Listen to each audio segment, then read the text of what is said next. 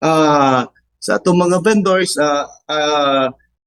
I hope na di mo mawad-an o paglaom. I know nga I still believe nga ang atong lokal nga panggobyerno dili lang man ang kaugalingon ang ginalantaw, but ang ginalantaw is ang kaayuhan sa katawhan. And I hope also nga unta this time ang atong local government maminaw.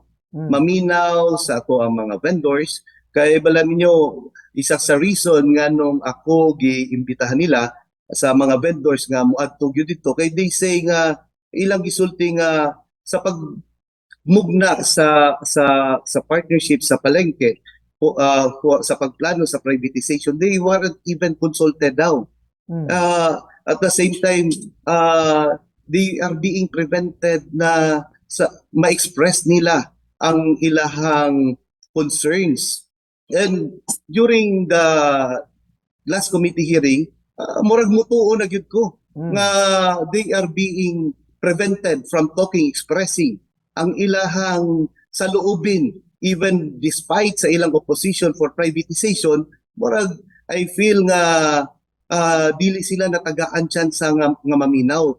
Mao na nga karon sa pakigisgot nako sa ilaha, most of our vendors are really in opposition for the privatization. Ako naman, I am not against progress and development, especially if it is not oppressive. But if it's oppressive, then it's another thing. We have to consider ang atong katawhan. Kay they are part of our society and they have been long part sa atong pang-adlaw-adlaw nga panginabuhi, especially ang taga-palengke. And maura na, I hope good things will come to happen. Dili pa man siya too late para makonsider na to ang every mga bagay-bagay nga dapat nato tagaan consideration. And I believe nga ang ato ang taga chief executive, especially ang atong mayor, also have the heart to listen to the people.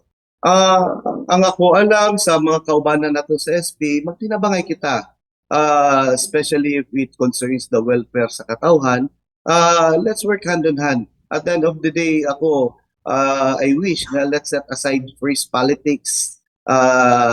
Unahon na to ang pagpanerbisyo, ang sakto, ang tama o maayo nga pagpanerbisyo sa katawhan. Ako, pag nakita na to nga ang tanang programa nga ilang ginapresenta is para sa kayuhan, I will not oppose to it. Pero pag nakita na to nga ang tao at disadvantaged position, then dili po nila ma-expect nga muhilom rata. Kay siyempre at the end of the day, ang atong mandate gikan sa katawhan. At the same time, ako gapasalamat, i-take na ako ng opportunity nga gitagaan tag tsansa o pagsalig sa katawhan sa Jansan nga maservisyohan sila.